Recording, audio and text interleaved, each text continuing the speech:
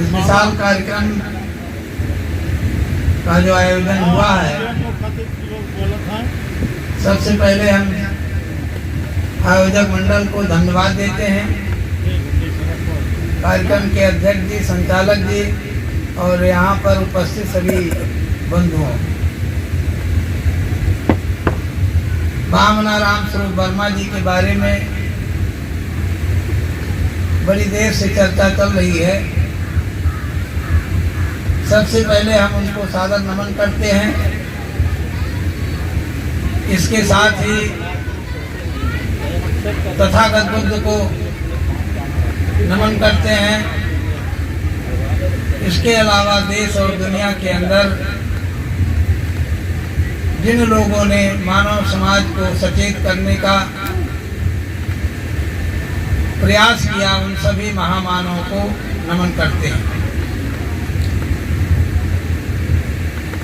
महामनाराम स्वरूप वर्मा के बारे में बहुत सारी बात हो चुकी।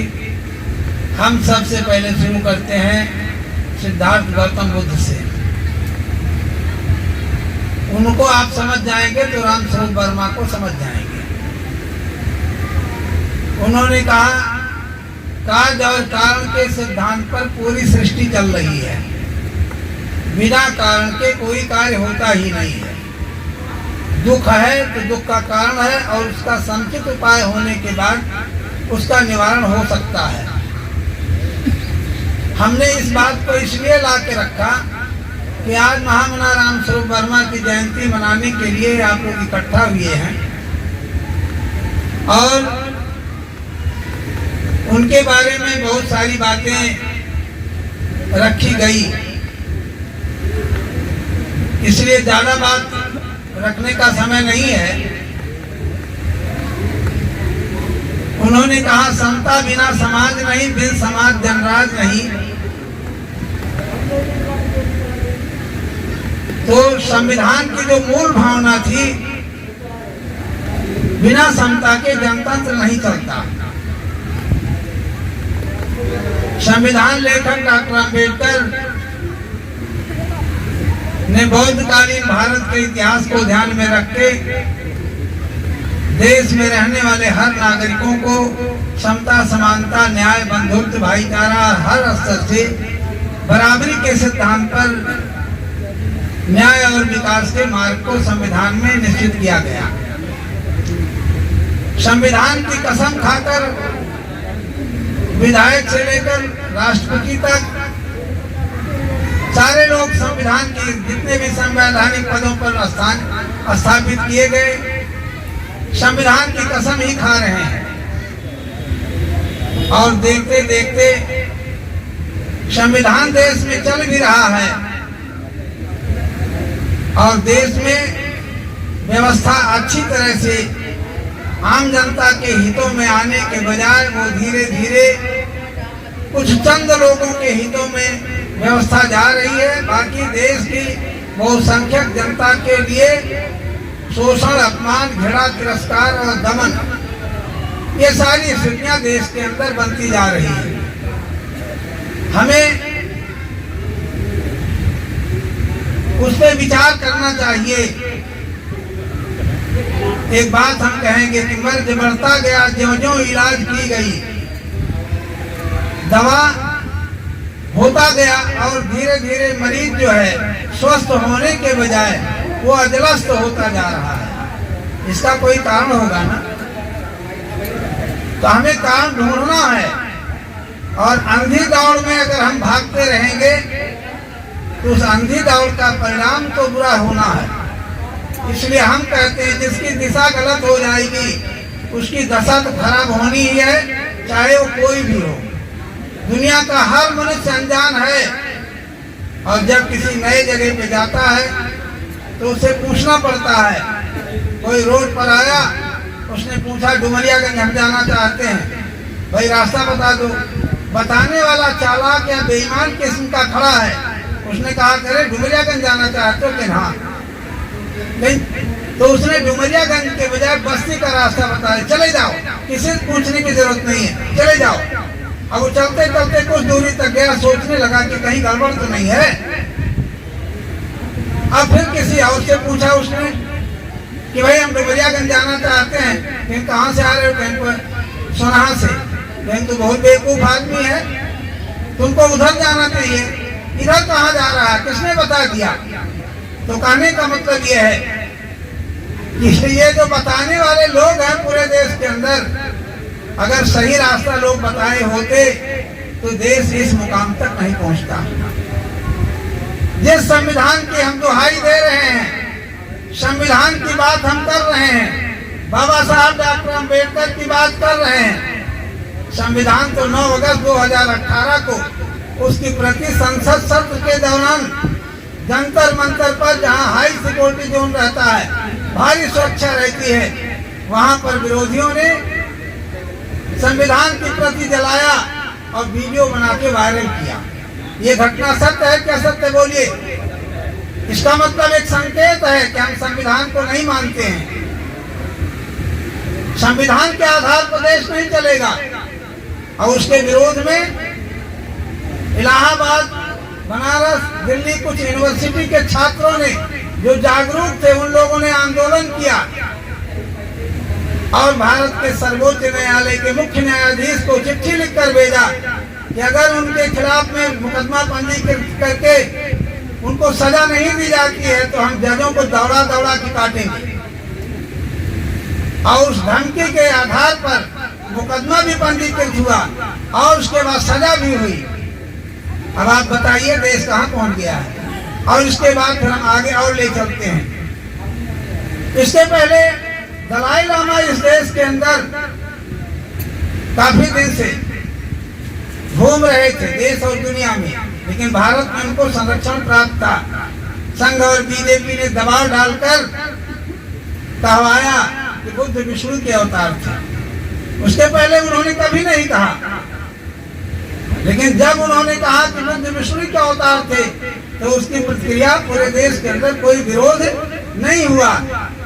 तो विरोध उस बात को कहवाने वाले लोगों ने समझ लिया कि अम्बेडकरवादी नहीं है, बुद्धवादी नहीं है, ये सब मरे भी ये लोग। तो जब सब मर गए हैं तो फिर अब उसके बाद तो दूसरी घटना होती है संविधान के प्रति जलाने की। ये घटना सत्य है कि असत्य है? बोलिए।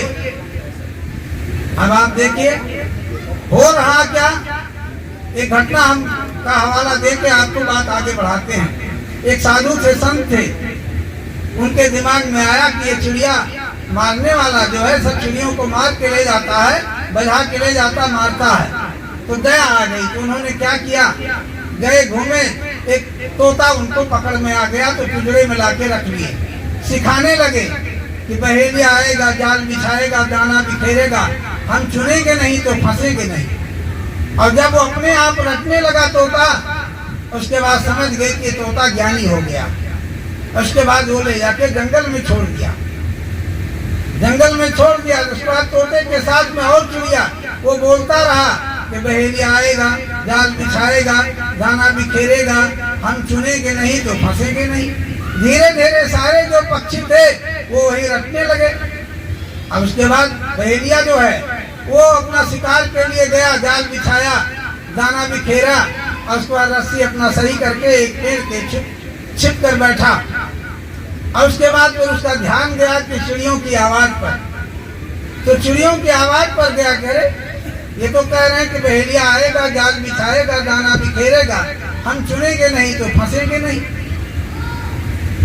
इसके बाद वो निराश होकर जाल बटोरा और कंधे पे रखा, उसको लेके चला गया। अब उसके बाद वही धंधा था उसका, तो सोचने लगा कि धंधा तो हमारा चौपट हो गया, अब क्या करें। फिर दूसरे दिन उसके समझ में आया कि नहीं, अब धंधा तो चौपट हो गया, दूसरा धंधा करने के लिए पूंजी हम कहाँ से लाएं, क्या करें क्या ना। उसी विचार मंथन में उसने कहा चलो फिर दूसरे दिन लगाते हैं, बैठेंगे नहीं बैठेंगे बाद में देखा जाएगा, समय देंगे। वो आया, जाल बिछाया, दाना बिखेरा और एक पेड़ से छिप कर बैठ गया। अब वो चिड़िया जो है रटते रटते एक चिड़िया जाके बैठ गई, फिर उसको देखकर 2-4 चिड़िया बैठ गई, उसको देखकर 50 चिड़िया बैठ गई, उसके देखकर और चिड़िया बैठ गई। और उसके बाद फिर जाल खींचा, उसके बाद फिर कंधे पे लेके चला गया। ये हाल है इस देश का। बहेलिया आएगा, जाल बिछाएगा, बाबा साहब डॉक्टर अम्बेडकर, गौतम बुद्ध, इतने महान पुरुष दुनिया के किसी देश में नहीं पैदा हुए। लेकिन इस महान देश में, जिसको महान देश होना चाहिए, आज ये देश किस जगह पहुंच गया है, इसका जिम्मेदार कौन है? बुद्ध है कि अम्बेडकर है कि रामस्वरूप वर्मा है? बोलिए, कौन जिम्मेदार है? जिम्मेदार तो हम ही लोग हैं ना। तो कहीं न कहीं गड़बड़ है। किसान खेती करता है, लेकिन उसमें हिसाब लगाता है कि कौन सा धान बोना है, कितना खाद लगाना है, कितना ये सारा चीज, सिंचाई और दवाई, ये सारा चीज, कटाई मड़ाई, सब अगर हिसाब करके देखता है कि भाई फायदा हुआ कि नुकसान हुआ, तो किसान अगर अपने काम का हिसाब नहीं करता, खेती का हिसाब नहीं करता है, तो जानते क्या होगा? वो ऐसे बोते बोते दरिद्र हो जाएगा। तो आपको अपने काम का हिसाब करना चाहिए। और आप एक चीज जान लीजिए, किसी भी महापुरुष के मानने वालों में 3 तरह के लोग होते हैं। हमारी बात थोड़ी कड़वी लगेगी, थोड़ा सा सहन करके, बर्दाश्त करके सुनिएगा। हमको किसी को चिढ़ाने की जरूरत नहीं है, किसी से कोई नफरत नहीं है, किसी से बैर भाव नहीं है।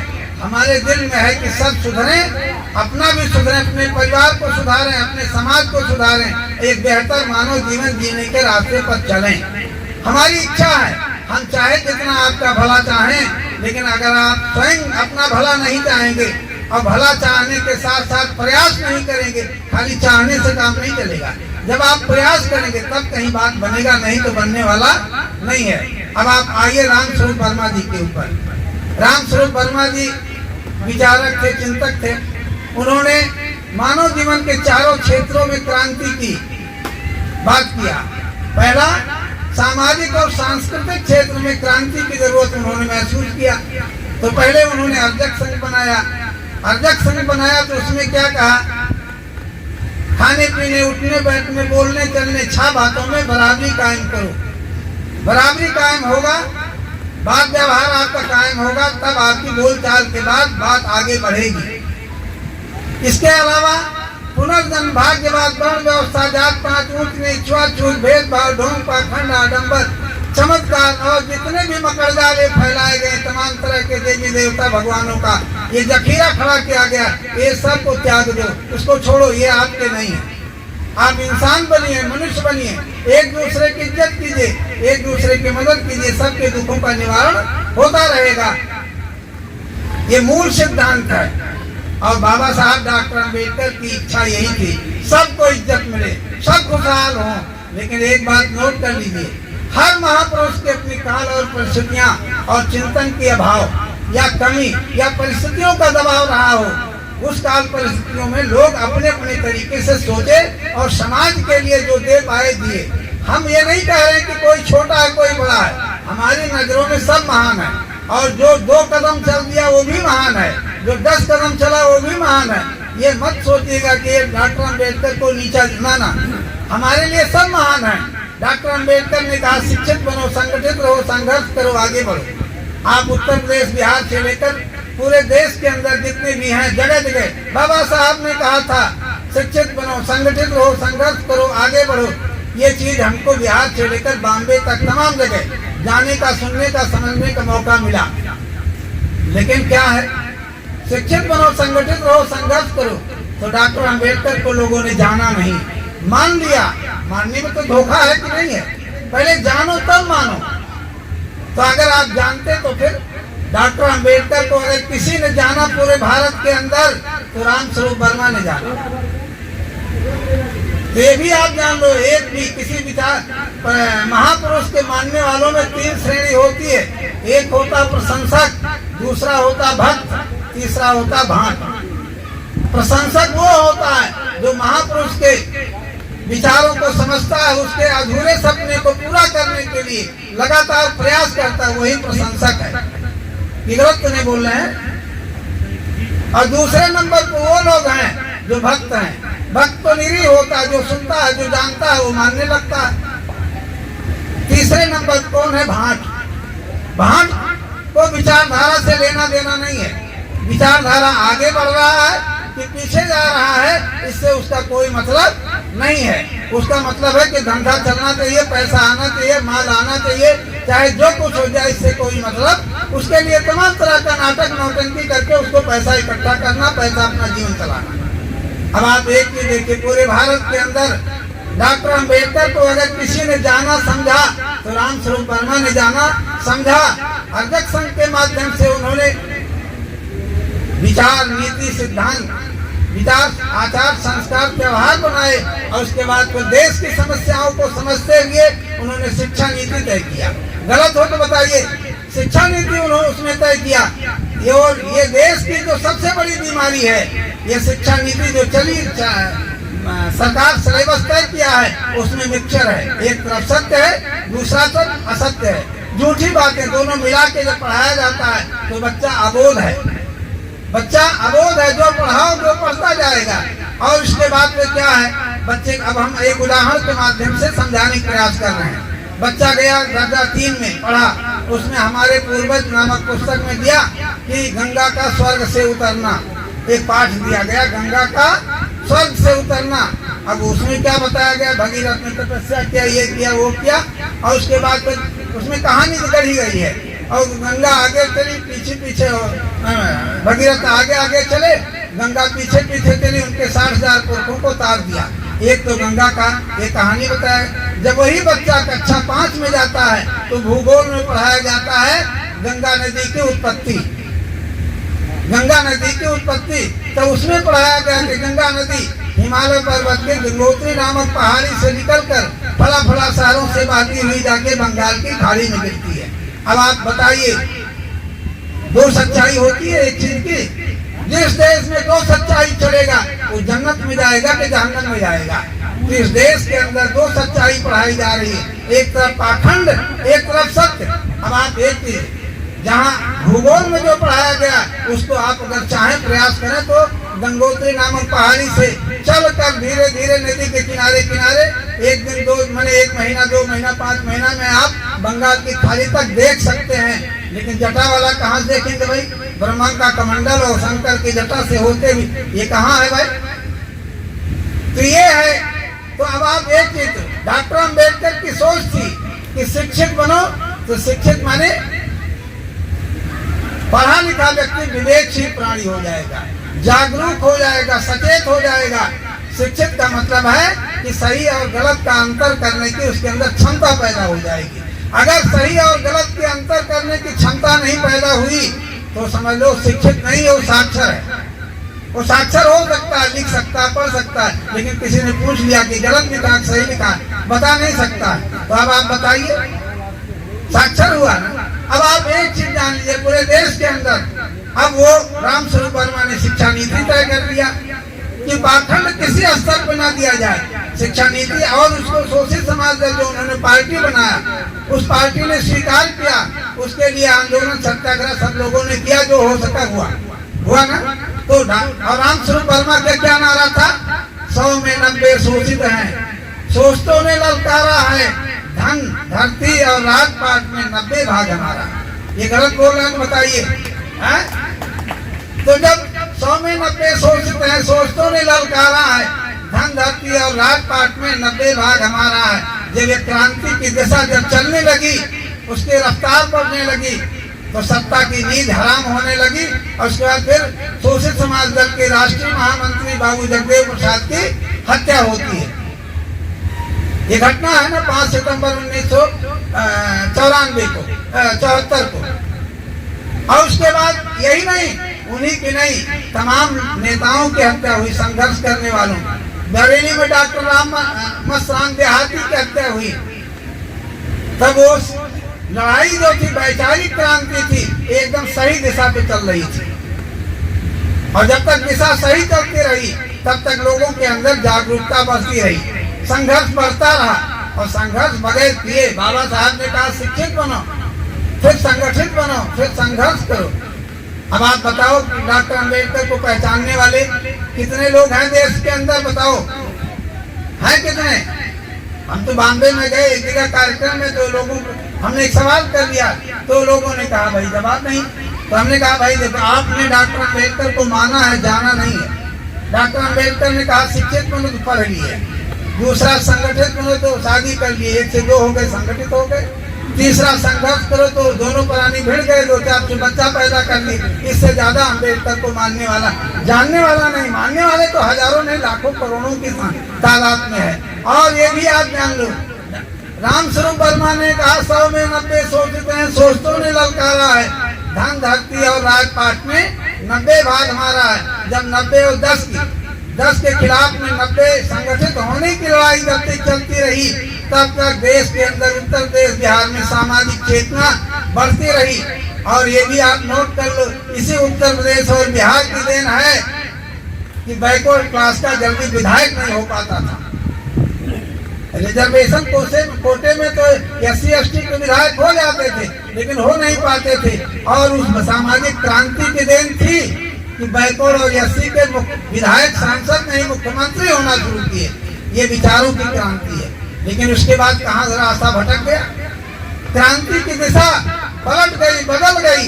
बदलते बदलते हम उस मुकाम तक पहुंच गए कि जिस संविधान की दुहाई, जिस संविधान को चलाने के लिए बनाया डॉक्टर अम्बेडकर ने, और उससे उनको ये उम्मीद हुई, अब हम इतना बड़ा हथियार दे रहे हैं, इस हथियार को लेकर इस देश के लोग अपने हक अधिकार मान सम्मान की लड़ाई लड़ेंगे और सत्ता हासिल करेंगे, अपनी व्यवस्था चलाएंगे।